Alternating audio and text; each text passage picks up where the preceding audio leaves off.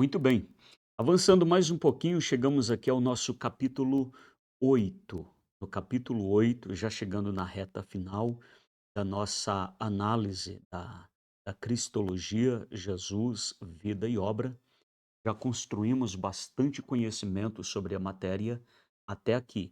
E estamos chegando no ponto alto da nossa análise. Neste capítulo, analisaremos acerca da obra de Cristo, a obra do Senhor Jesus, a obra salvífica de Cristo. Preparei alguns tópicos bem interessantes e que nos ajudarão, né, a compreender esse momento final do ministério de Jesus. O primeiro deles é o sofrimento e morte de Jesus. Sofrimento e morte de Jesus. Bem, depois da última ceia, o tópico anterior, Jesus se dirigiu ao Monte das Oliveiras, né, ou Monte Getsemane, Jardim do Getsemane, para orar, para orar como costumava. Mas esta, contudo, não foi uma oração de costume, foi uma oração muito tensa, muito especial, coisas eh, eh, interessantíssimas aconteceram ali, tanto na natureza humana quanto de Cristo. Vamos dar uma olhadinha então sobre o sofrimento e morte de Jesus. Vamos começar, portanto, em a agonia espiritual e emocional de Jesus no Getsemane. Ó, a agonia espiritual e emocional de Jesus no Getsemane. O que aconteceu ali que deixou Jesus eh, tão angustiado? O que aconteceu ali que levou Jesus ao limite das suas emoções?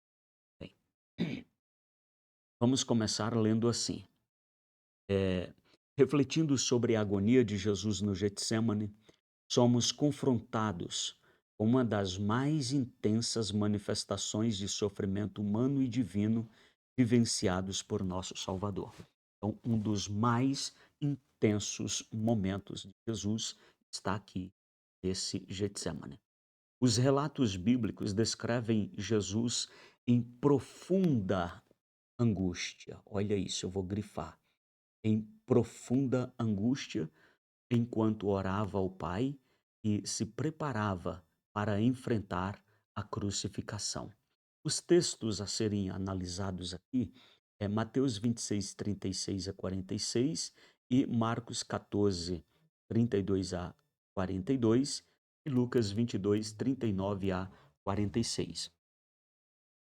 É uma leitura muito importante, eu sugiro que você leia nos 3 evangelhos, tá. Você lê só em um, fala: "Ah, já li", né, mas não, cada evangelista aqui ele vai revelar detalhes diferentes. Mas o que está acontecendo nesses textos? Jesus então sai da ceia, pega convida os seus discípulos, chegam no Getsemane. Jesus pede que eles aguardem ali e fiquem em oração, e ele se distancia um pouco mais para orar a sós. E a oração de Jesus, a primeira oração que durou 1 hora, foi assim: Pai, se possível, passa de mim este cálice sem que eu o beba. Todavia não se faça a minha vontade, mas a tua vontade. E como quem espera, aguardando em silêncio uma resposta do Pai, e o Pai lhe responde com silêncio, Jesus então volta a orar as mesmas palavras, pedindo a Deus que, se possível, passasse dele aquele momento sem que ele precisasse beber aquele cálice. Esta oração vai se repetindo, e isto ocorre por 1 hora. Depois de 1 hora, ele volta para ver os seus discípulos, e eles estavam dormindo. Jesus então os exorta e pede, né, para que eles o ajudem, orando com ele. Pelo menos 1 hora velem comigo. Se afasta de novo. Repete as mesmas palavras, a mesma oração, por mais 1 hora. E ao voltar ali, o quadro é o mesmo. Os discípulos estão dormindo, os olhos estavam pesados. Era uma noite de trevas, era uma noite bem fatídica. Jesus volta para o seu lugar de oração e, pela terceira vez, ele ora 3 horas as mesmas palavras: Pai, se possível, passe de mim este cálice sem que eu o beba. É interessante que Jesus sempre ensinou que a oração não deveria ser repetitiva, mas nesse momento tão crucial, ele vai repetir esta mesma oração. E o curioso é que, talvez na terceira hora de oração, ele está tão angustiado que ele acha que vai morrer de angústia, tristeza, uma depressão crônica que desaba sobre Jesus. E ele diz: A minha alma está profundamente angustiada até a morte. Ou seja, eu estou morrendo de angústia. Pois bem, o que tem no tal cálice? Porque ele não quer beber? Porque isso está destruindo a sua alma. Bem, vamos avançar aqui no próximo parágrafo e até o final nós entenderemos isto.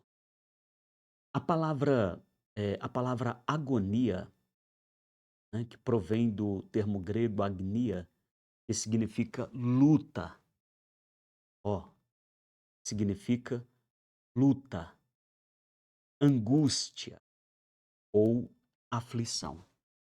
No caso de Jesus, essa agonia estava profundamente enraizado na iminente realidade de sua paixão e morte na cruz. Ele estava prestes a carregar o peso, olha isso aqui. Ele estava prestes a carregar o peso dos pecados da humanidade, o que o levou a um estado de extrema angústia emocional e espiritual. Isso aqui é importante. Ele estava prestes a carregar o peso dos pecados da humanidade. Por que Jesus estava tão angustiado e ele parece estar vendo um cálice cheio de alguma coisa que ele deveria beber para cumprir o propósito? E ele então ora tão angustiado. Bem, esse cálice, ele não continha apenas a cruz. É verdade que dentro desse cálice, ou dentro dessa experiência que Jesus viveria ou pela qual passaria, tinha uma cruz, tinha uma prisão, tinha um julgamento arbitrário, tinha uma zombaria, tinha 40 açoites, um flagelo, tinha uma via dolorosa, tinha uma cruz e tinha a morte. Mas eu não posso pensar em Jesus tão aterrorizado emocionalmente e espiritualmente por causa destas coisas. Isso assombra qualquer mortal, mas não tanto assim, concorda? Até porque o próprio Jesus, o próprio Jesus era imortal. Ele disse: Ninguém tira a vida de mim, mas eu a entrego por muito. E sabendo ele como que é do outro lado. Jesus morrendo, ele não estava com medo de inferno. Ele é Senhor dos céus, do inferno e de qualquer lugar, sabe? Então, isso não está passando pela cabeça de Jesus. Jesus sabe com muita clareza como que é do outro lado da morte. Além disso, Jesus sabia que ao terceiro dia ele ia ressuscitar. Então, a morte não parece estar afligindo Jesus. Até porque, se a gente pensar nos próprios discípulos, né, que no momento começaram ali meio tímido, como Pedro negando Jesus diante de uma escrava e outros ali, esse mesmo Pedro vai zombar da cara da morte, né, quando chega a sua oportunidade. Inclusive, conta tradições, escritores antigos, né, vão dizer que quando Pedro fica sabendo que há um decreto contra ele de morte, e a igreja fica sabendo disto, A igreja insiste para que Pedro fuja da cidade, porque ela já perdeu muitos líderes e não quer perder Pedro. Pedro até aceita a sugestão da igreja e foge, tá? Isso não está no relato bíblico, tá? São tradições. Então Pedro foge e disse que quando Pedro eh eh, deixa os portões da cidade, ele vê Jesus andando mansamente à sua direção. Quando Pedro então o reconhece, prostra-se, o adora e diz: Meu Senhor, para onde vais? Jesus lhe responde: Pedro, eu vou de novo morrer por você. Pedro então entende que ele deveria passar por aquele momento, né, por aquela morte. E então ele volta para a cidade, procura as autoridades e, né, se entrega, diz: "Quereis matar-me?" E sim, sim, claro, queremos. E então Pedro, diante de uma crucificação, pois iriam crucificá-lo, Pedro tem uma exigência. Ele diz assim: "O meu Salvador morreu crucificado por mim. Assim, eu não sou digno de morrer como ele. Por gentileza, coloque essa cruz de ponta cabeça." Olha que coisa. Pedro zomba da cruz, Pedro zomba da morte. Crucificam Pedro, então, de cabeça para baixo. Claro, de cabeça para baixo, estrategicamente Pedro estava olhando para cima. E aqui eu conjecturo que na porta da entrada celestial, Jesus aparece e diz: Pedro, tô orgulhoso da tua fé, sobe para cá. Né. Então, Jesus não estava com medo da cruz, Jesus não estava assombrado com a morte. Não, não, não. Isto isto era pequeno demais para Jesus, considerando que os discípulos, homens naturais, sem conhecimento claro da eternidade, zombaram da morte e morreram alegremente por Cristo, né. Como os discípulos dos discípulos também zombaram da morte para se entregar, né, para encontrar Cristo no céu. Então, se não é a cruz, os açoites, se não são essas coisas físicas que está literalmente apavorando Jesus, o que tem dentro desse cálice? Então, hã, ele estava prestes a carregar o peso dos pecados da humanidade, o que o levou a um estado de extrema angústia emocional. Sim, imagine um cálice, e a linguagem é figurada, mas é pedagógico também. Imagine um cálice cheio de alguma coisa. Dentro desse cálice tem cruz, tem açoite, tem zombarias e humilhações, tem. Mas dentro desse cálice tem o pecado de toda a humanidade. Tem os meus pecados, os teus pecados, tem os pecados de todos os terroristas da terra, tem o pecado de todos os estupradores da terra, tem o pecado, dos, sabe, traficantes da terra, tem o pecado dos falsos profetas da terra, tem o pecado do mundo inteiro ali. E Jesus, que em tudo foi tentado, mas em nada pecou, Jesus que nunca pecou, ele agora vai precisar se fazer pecador por nós. Sem nunca ter pecado, ele vai precisar tomar sobre si as nossas iniquidades e transgressões. Ó, Isaías 53. Ele vai tomar sobre si as nossas iniquidades, as nossas transgressões, o castigo que estava sobre nós veio sobre ele, ou seja, é como o Filho de Deus, santo, imaculado, pegar uma veste do pecado de todos nós e colocar sobre ele, ou tomar sobre si os pecados de todos nós. Então, por nós, Jesus estava prestes a se fazer pecador. Imagine o impacto que isso tem no mundo espiritual. Deus humano, filho de Deus, se tornar pecador para comparecer diante de um tribunal na cruz, como pecador ser julgado e como pecador ser executado.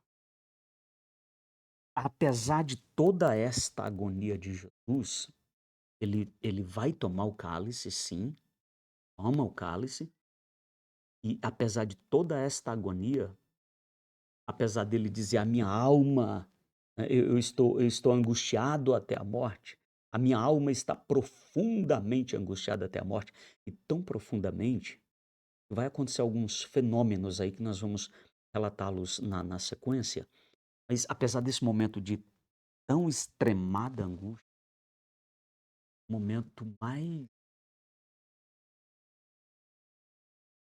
triste desse dessa experiência toda é na cruz, quando ele dá um brado, ele dá um grito, ele diz: Deus meu, por que me desampara?". Isso sim estava nesse caso. E por que Deus o desamparou? Imagine que Jesus está na cruz e o Pai vira as costas de Jesus. Por quê? Porque o pecado, ele gera separação entre nós e Deus. E Jesus está coberto com os nossos pecados. Apesar de nunca ter pecado, ele se fez pecador por nós. Então, isso separa a divindade, isso separa o filho do pai. O pai não consegue olhar para o filho e ele fica sozinho como pecador. Então ele grita: "Por que me desamparaste?". Mas desamparou exatamente por causa ou pelo que tinha dentro desse cálice, que era o pecado de toda a humanidade. Mas, voltemos aqui para o Getsemane, porque mais para frente nós vamos falar do momento da cruz. Então, só para a gente dar essa conexão aqui e ampliar o assunto. Então, o que tem dentro desse cálice? Tem o pecado. E esse pecado vai torná-lo separado de Deus. E conforme registrado no Evangelho de Lucas, Jesus enfrenta um fenômeno raro e extremamente doloroso chamado hematidrose. Ó, fenômeno raro, vamos lá, eu grifar daqui, ó.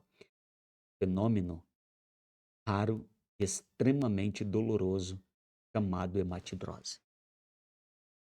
E na minha pesquisa para preparar esta aula, este texto, eu vi que esse fenômeno ocorreu pouquíssimas vezes na experiência médica. Esse fenômeno, no qual pequenos vasos sanguíneos nas glândulas sudoríparas, né, ou seja, glândulas de suor, eles se rompem. E aí o sangue se mistura com o suor, ou sai no lugar do suor. Então veja, Jesus estava tão tão angustiado, é como se uma enorme pressão desabasse sobre sua alma, sobre suas emoções. É como o peso do pecado do mundo todo esmagando a alma de Jesus. Foi uma angústia tão profunda que ele disse: "Pronto, vou morrer de angústia". Ao dizer: "A minha alma está profundamente angustiada". Os vasos sanguíneos se dilatam ou se rompem, o sangue se mistura no suor, grandes gotas de sangue ou de algo parecido com sangue, é sangue misturado com suor, cai do rosto de Jesus. Nesse momento, Deus não muda o plano, o projeto. Tinha a promessa. Jesus precisava beber aquele cálice para que nós fôssemos salvos. Coisa terrível isso, hein? Pois bem, naquele momento de desespero, de angústia, pânico, desce um anjo do céu. Eu não sei se o anjo traz uma toalhinha, mas parece que Eu quase consigo vê-lo ali naquela noite fria, triste, angustiante, trevas, um peso espiritual tão grande que os discípulos não conseguiam ficar com os olhos abertos para orar ou vigiar 1 hora. Parece que vejo o anjo descendo, passa a mão na cabeça, seu Criador, o conforta com palavras, parece que ele está com a toalhinha, seca, enxuga o sangue do rosto de Jesus, o suor, lhe conforta com algumas palavras. Parece que o anjo diz: aguenta firme, meu Criador, o Senhor vai conseguir. Há uma igreja muito poderosa nascendo a partir desse cálice. O mundo será salvo a partir desse cálice. Então, é dito que o anjo desce e o conforta. Depois disto, Jesus vai se levantar e vai receber ali aqueles que vêm para prendê-lo. Uma disposição tão linda. E quando Pedro vê o movimento, puxa a espada, tenta cortar a cabeça do soldado, do servo, melhor dizendo, cabeça do servo. Mas parece que o servo é ligeiro. O servo do sacerdote que vem com os soldados para prendê-lo. E ele corta, arranca a orelha do servo. Jesus então o repreende a Pedro: Pedro, guarda esta espada, quem com ela fere, com ela será ferido. Pega a orelha do homem e coloca de volta no lugar. Grandeza. Aquele que veio para prendê-lo, Jesus coloca a sua orelha. Claro que a orelha desse servo aqui tem muito a ser dito. Ele é servo de sacerdote, provavelmente discípulo, provavelmente futuro sacerdote. E se lhe falta uma orelha, seu ministério ou aspirações ministeriais encerrava ali também. Mas questões a ser tratado no outro momento. Jesus coloca de volta. E olha para os soldados e diz: a quem procurais? E eles dizem: Jesus. Aí Jesus diz: eu sou. Esta declaração, eu sou, é uma declaração divina. Quando Moisés perguntou o nome de Deus, o Senhor disse: eu sou. Jesus diz também: eu sou. Nesta declaração de Jesus, os homens caem como mortos. Quando levantam-se, Jesus pergunta de novo e a mesma coisa acontece. Mas mesmo sendo um Deus tão poderoso, mesmo podendo, como disse a Pedro hipoteticamente, se eu pedisse aqui ao meu pai, ele não mandaria 12 legiões de anjos? Então, mas com essa grandeza tão grande, há aquela humildade do caráter de Deus. Ele se entrega. Agora, antes de avançar para o próximo parágrafo, vou fazer mais uma consideração. Lembra que lá no início nós construímos ali a natureza, estudamos, argumentamos, né, construímos o argumento da natureza divina de Jesus e a natureza humana? Dissemos ali que através da união hipostática, Jesus sim permanece sendo 100% Deus, mas ele também é 100% humano? Pois bem, aqui está uma prova extraordinária. O corpo de Jesus está sofrendo, não é um corpo aparente, e sangue escorrendo. Jesus tem uma alma tão humana quanto a nossa. A minha alma está profundamente angustiada. Ele tem um espírito humano igual ao nosso. Na cruz ele diz: Pai, em tuas mãos eu entrego o meu espírito. Jesus era 100% humano, mas vamos avançando aqui. Veja, além do sofrimento físico, Jesus também enfrentou um profundo sofrimento emocional e espiritual. A Bíblia nos diz que ele estava triste até a morte. Olha isso.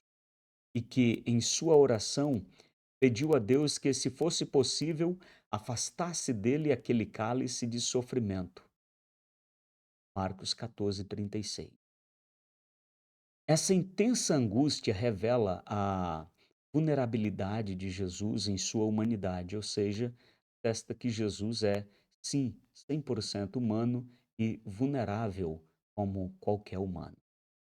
E o, e o grande sacrifício que ele estava disposto a fazer por amor à humanidade.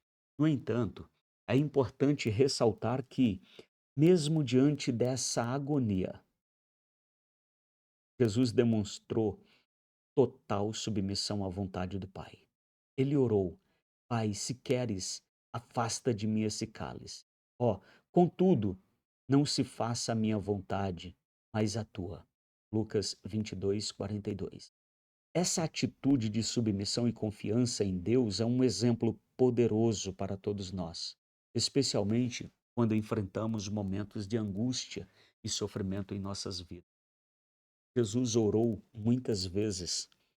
Jesus orava com uma disposição de espírito e em situações que ele orou publicamente, ficamos sabendo que ele, no caso da ressurreição de Lázaro, estou dizendo, Pai, eu vou orar aqui para que eles vejam que sempre me ouves. Então, sempre ouvido, sempre respondido. Mas quando a situação era extremamente difícil, dolorosa, angustiante, ele teve a mesma grandeza para dizer assim: não seja feita a minha vontade, porque a minha vontade, como humano, a minha estrutura como humano, eu não quero passar por isso. Eu não vou suportar isso. Então, se for possível, afasta de mim.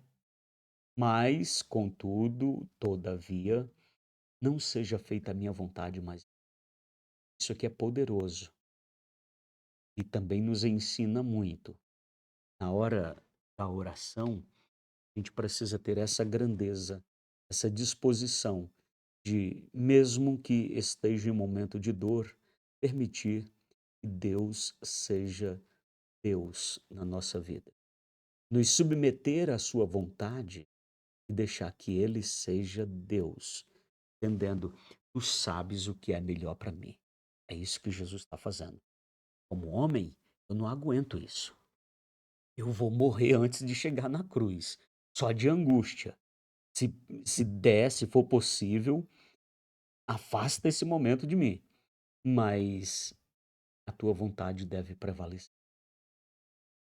Em síntese, a agonia de Jesus no Getsemane revela a profundidade do amor de Deus por nós e a extensão do sacrifício que Jesus estava disposto a fazer para nos redimir. Olha isso. Às vezes, às vezes não, o tempo todo, as pessoas desprezam o sacrifício de Jesus.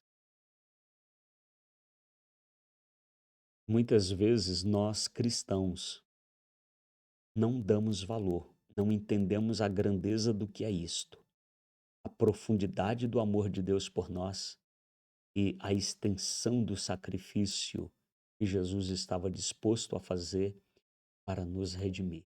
Então, essa angústia de Jesus também revela a dureza que é o mundo espiritual.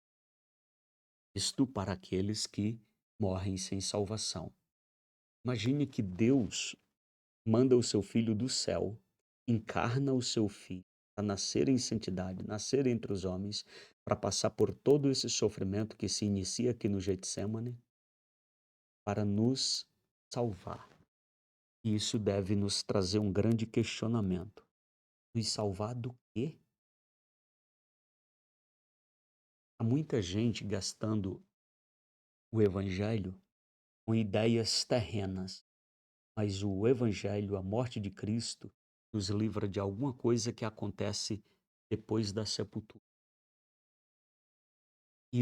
A seriedade disto se revela aqui, nesse sofrimento. Essa passagem bíblica nos convida a refletir sobre o sofrimento de Jesus e a encontrar nele um exemplo de coragem, submissão e confiança a Deus, mesmo nos momentos mais difíceis da nossa vida. Pois bem, Jesus aceitou a vontade de Deus. Mesmo contrariado, ele aceitou a vontade de Deus. E ele tomou o cálice. Glórias a Deus, graças a Deus. Ele tomou o cálice. E o que acontece depois, bem, é o que veremos no tópico B, o julgamento e condenação de Jesus, né, analisando aí os aspectos legais, políticos e religiosos.